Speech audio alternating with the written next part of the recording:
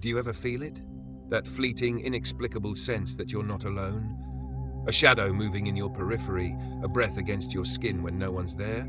I used to dismiss it too, but now I know better, because once you see what I've seen, you can never go back. I've always prided myself on being rational. I was the skeptic in the room, the one who needed evidence, facts, proof. Ghost stories, folklore, they were just that, stories. But logic can only shield you for so long when reality starts to crack.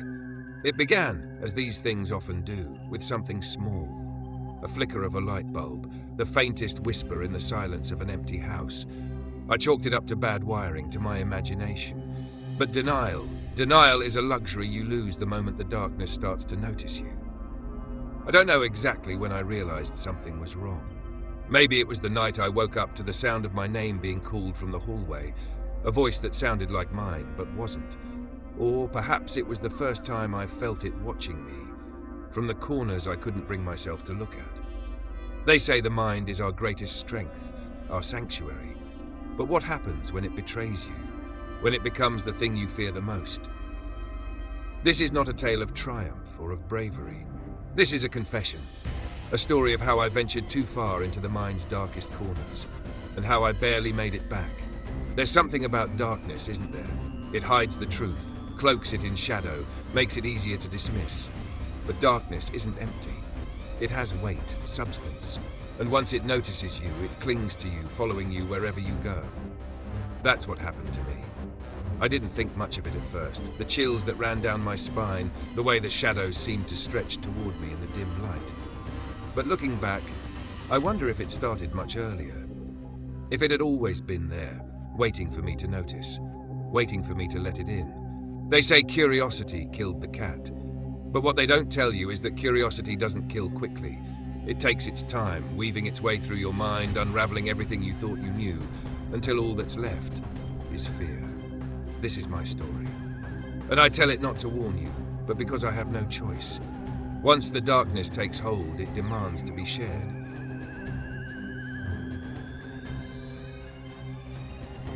It began on a day like any other, ordinary, forgettable.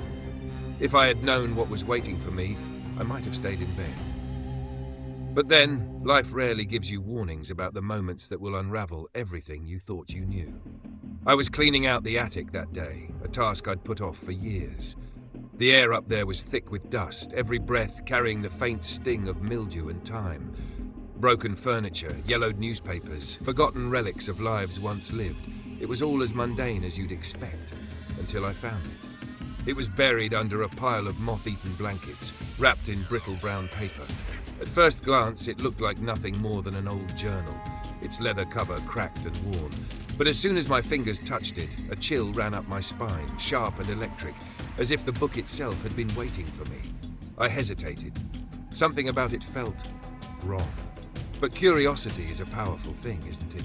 It whispers to you, tugs at the edges of your mind, promising answers to questions you didn't even know you had. And so, I opened it. The pages were filled with handwriting, small, cramped, almost frantic. At first, I couldn't make sense of it. There were strange symbols scattered throughout, lines of text written in languages I didn't recognize. But what stood out most were the words scratched in bold at the top of the first page, "Do not read."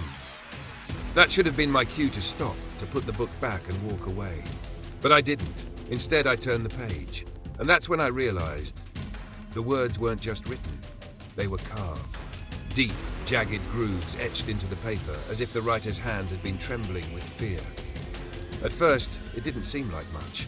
A collection of ramblings, scattered thoughts about shadows that moved on their own, voices that called from empty rooms. But the further I read, the more the words began to change. They weren't just describing something, they were warning me. "It sees you now." That's what it said. Those exact words, scrawled across the middle of the page, larger than the rest of the text. My breath caught in my throat. I glanced around the attic, half expecting to see someone or something standing there watching me. But there was nothing, just silence. I should have stopped. I should have closed the book and left that attic forever. But curiosity, it's a dangerous thing. It pulls you deeper, even when every instinct screams for you to turn back. So, I kept reading. The entries became more frantic, more disjointed. The writer spoke of shadows that didn't belong, of footsteps in empty hallways, of waking up to find doors open that had been locked the night before. And always, there was the same warning repeated over and over: it sees you now. I wanted to believe it was a joke, some elaborate prank left behind by whoever owned the house before me. But the words, they felt too real, too desperate. And then I reached the last page. There were no words on that page, no symbols, just one single jagged sentence, carved so deeply into the paper that it had torn through to the back cover. You've already let it in. I slammed the book shut, my hands trembling, my mind racing. I told myself it was nothing, just an old book filled with nonsense. But deep down, I knew better. Because from that moment on, the shadows didn't feel quite so empty anymore. Curiosity brought me to that book, and curiosity kept me reading, even when every word was a step closer to something I wasn't ready to face. I didn't know it then, but the moment I opened that journal, my life as I knew it was over.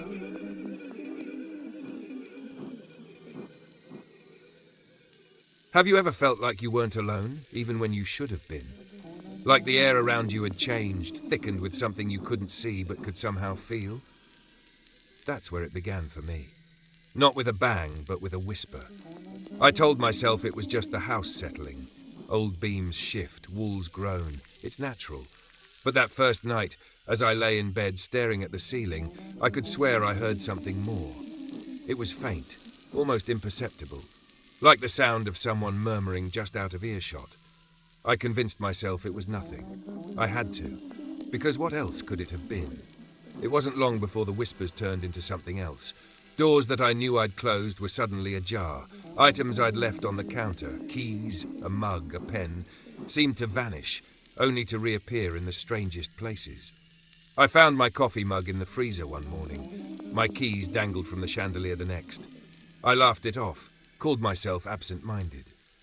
But deep down, the laughter felt hollow. The nights were the worst. The darkness felt alive, pressing in on me like a weight. I started keeping a lamp on, the soft glow barely enough to chase away the shadows. But even then, I'd catch glimpses, fleeting, just on the edge of my vision. A shape here, a flicker there. Every time I turned to look, there was nothing, just empty space and the oppressive silence. I told myself it was just my imagination. A creak here, a shadow there, nothing to worry about. But denial is a fragile shield against what the mind cannot comprehend, and soon the whispers grew louder. One night as I sat at the edge of my bed, I heard it clearly for the first time. Not a murmur, not the house groaning. It was a voice, a single unmistakable word spoken from the shadows. Why? It wasn't loud, but it wasn't distant either. It was close, too close. My breath caught in my throat. I sat frozen, waiting for... I don't even know what, but nothing happened. Just silence. I started to question everything. My memory, my sanity. I'd wake up in the middle of the night, heart racing, convinced I wasn't alone. I'd search the house, every room, every closet, but there was never anyone there. At least, no one I could see. And then there was the tapping. It started slow, irregular, like the sound of raindrops against a window. But it wasn't raining. And the sound wasn't coming from outside. It was coming from inside the walls. I pressed my ear against the plaster, listening, trying to make sense of it. And that's when it stopped, abruptly, completely, as if it had been listening to me, too. The worst part wasn't the sounds or the whispers. It was the feeling. The sense that I was being watched. Not casually, not passively, but intently. Like someone or something was studying me, waiting for me to slip, to falter. I started avoiding mirrors. Every time I caught my reflection, I'd swear there was something behind me. But when I turned around, there was nothing, just empty space. I didn't know what to believe anymore. Was it real? Was it all in my head? I started keeping a journal, trying to piece together the fragments of my unraveling reality. But even my own words began to betray me. One morning, I opened the notebook to find pages torn out, sentences I hadn't written scrawled in the margins. "Stop looking," they said. "It's watching you." I tried to ignore it, to carry on as if everything was normal. But normal doesn't exist when your mind is at war with itself. The line between reality and imagination began to blur. I'd hear voices calling my name from rooms I hadn't entered, feel cold breaths on the back of my neck when I was alone. And always there was the same question haunting me, whispering from the darkest corners of my mind. What if it isn't just in my head? I didn't want to believe. But denial only gets you so far, and deep down I knew something was there, and it wasn't going to let me go.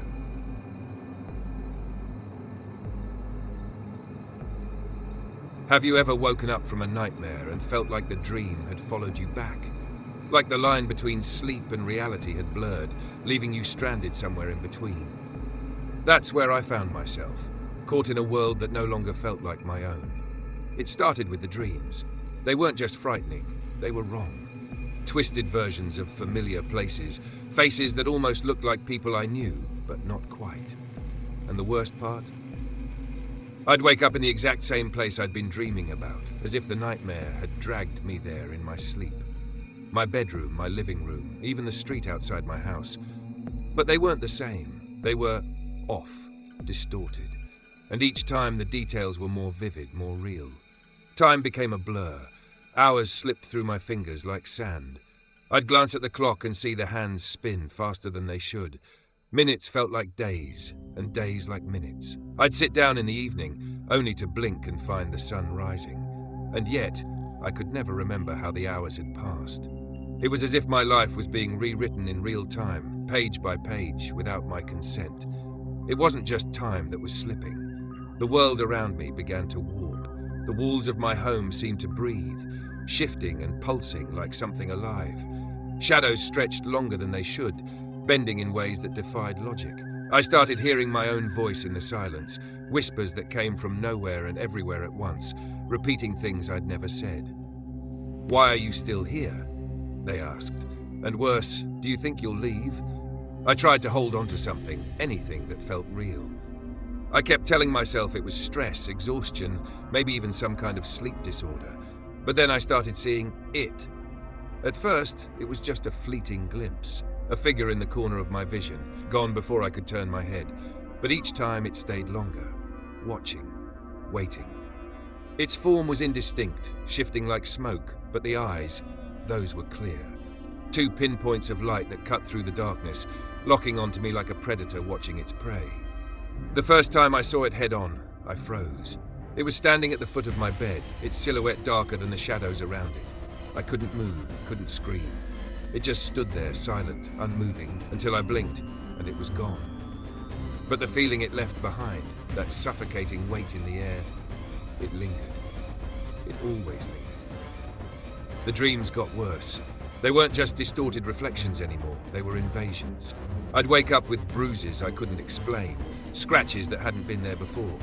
One night I woke up to find my hands covered in dirt.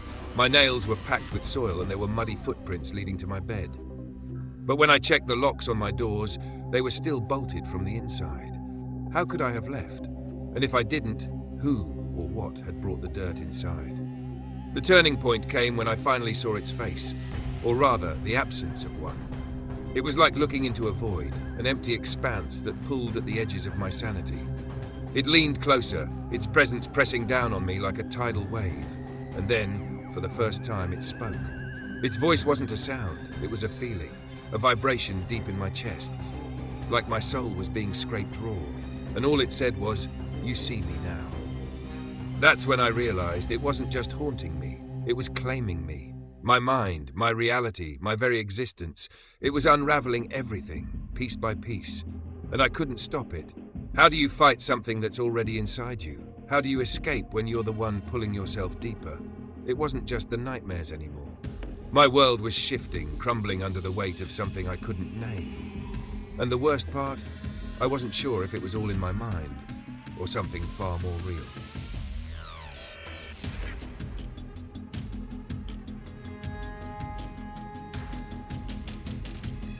Believe that answers can save us, but sometimes the truth is the very thing that will destroy you. I started searching, obsessively. It wasn't a choice, really. The questions clawed at my mind, demanding answers I wasn't sure I wanted to find. My first instinct was to look outward. Books, forums, even the old archives at the library. I needed something, anything, to explain what was happening. But the more I read, the less it made sense. Every story, every theory seemed to contradict the last. Was I losing my mind? Or was there truly something else at work? The texts I found were old, crumbling at the edges. Stories of shadowy figures, of lives consumed by forces no one could name. One passage stood out. The mind is not a fortress, but a labyrinth. Some paths are better left untrodden. I didn't understand what it meant, not then, but the words stayed with me, etched into my thoughts like a warning I couldn't ignore. Still, the answers weren't enough. I needed more, needed proof. That's when I reached out to an expert, a man who specialized in the paranormal, or at least claimed to. He lived alone, his house cluttered with artifacts and symbols I couldn't recognize. He didn't even flinch when I told him my story. Instead, he simply nodded, as though he'd heard it all before. He told me something I wasn't ready to hear. What you're dealing with isn't just external, he said. It's inside you, woven into your thoughts. And if you've seen it, truly seen it, there's no going back. His words sent a chill through me. I wanted to argue, to tell him he was wrong, but deep down, I knew he wasn't. I had seen it, and it had seen me. Desperation pushed me further. I started looking inward, digging into memories I'd buried long ago. Childhood fears, moments of doubt, things I'd never told anyone. I thought maybe, just maybe, this was all in my head. A manifestation of something I'd repressed. But every time I thought I was close to an answer, the shadows would shift.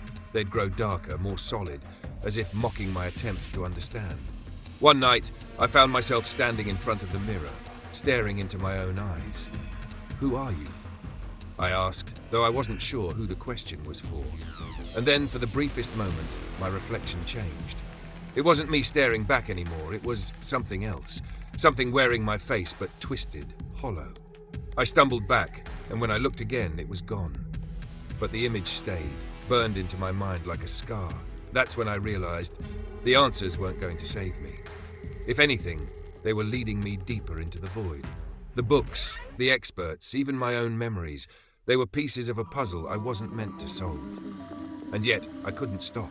I couldn't stop looking, couldn't stop asking. Because what if? What if the answer was the only way to make it stop?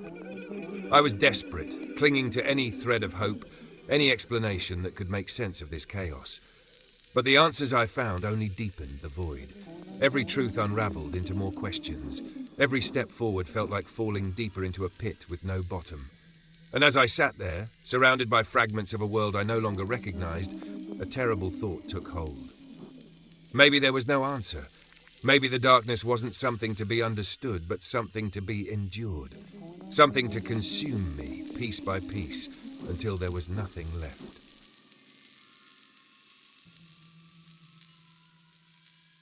The moment I stepped into that room, I knew. This was it. The place where everything would either end or begin. And as the door shut behind me, sealing me in the suffocating dark, I realized I wasn't sure which I feared more. I didn't bring a flashlight. I didn't need to. The light wouldn't have helped me see the thing I was about to face. This wasn't something that lived in shadows. It was the shadow. A part of me, ancient and patient, waiting for the moment I'd be foolish enough to seek it out.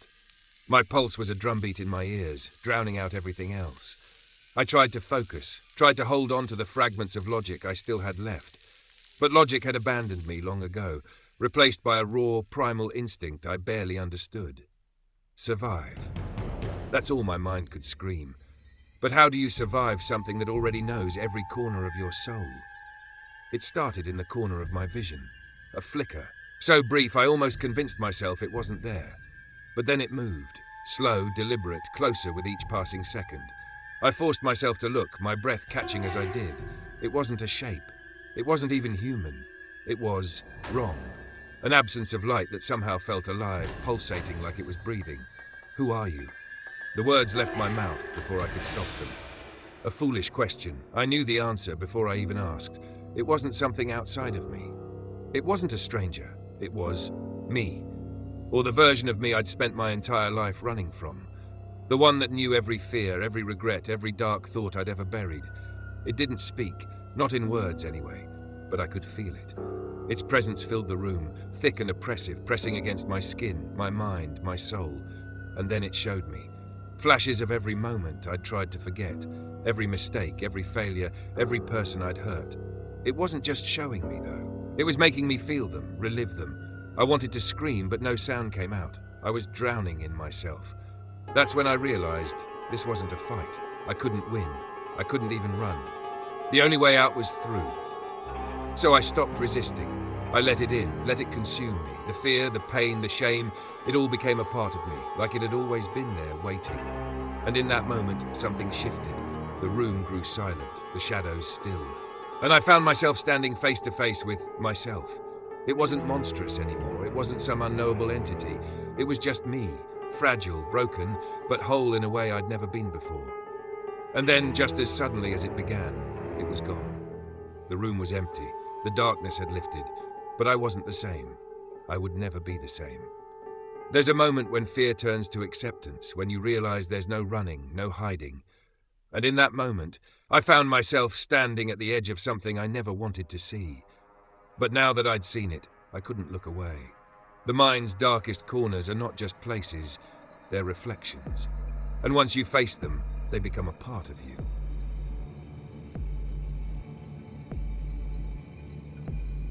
I thought it was over the moment I stepped out of that room. I wanted it to be over. But the truth was waiting for me, heavy and cold, just beyond the threshold. Survival, I've learned, isn't the same as escape.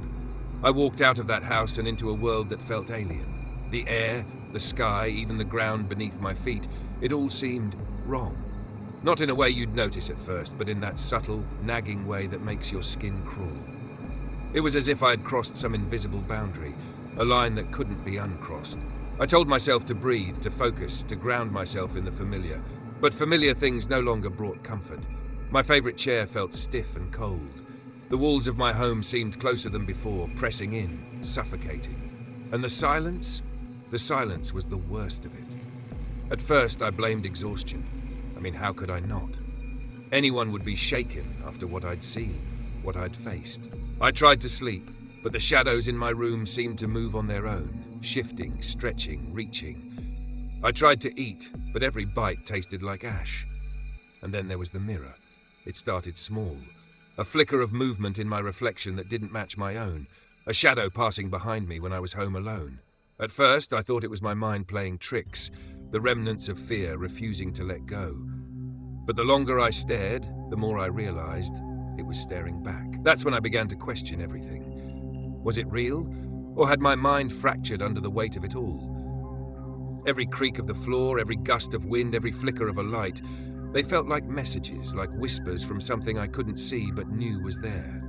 Watching. Waiting. I started seeking answers again, though this time I wasn't sure what I was looking for. Was it closure? Validation? Or some desperate attempt to convince myself that I wasn't losing my grip on reality? I retraced my steps, revisited the places that had led me to the edge of the abyss, but they felt different now, emptier, quieter. As if whatever had been there was gone, or hiding. The journal, the artifacts, the symbols, they all felt meaningless now, like pieces of a puzzle I was never meant to solve. And the people I spoke to? They looked at me with that same mix of pity and fear, as if I'd become a cautionary tale, someone they didn't want to understand too deeply. I wish I could tell you it ended there, that I woke up one day and felt normal again. But the truth is, the question never leaves you. It's there when you're alone, in the quiet moments when you let your guard down. Was it real, or was it all in my mind? I've replayed it all 1,000 times in my head, searching for a clue, a crack in the facade that might give me some clarity. But clarity is a cruel thing. It doesn't offer peace. It only offers more questions. And now here I am, sharing this with you. Not because I want your sympathy or your understanding, but because I need you to know something. The mind's darkest corners. They don't go away. They wait. They linger. They watch. I survived, if you can call it that. But survival comes with its own price. A lingering shadow, a question that never stops whispering. Was it really over?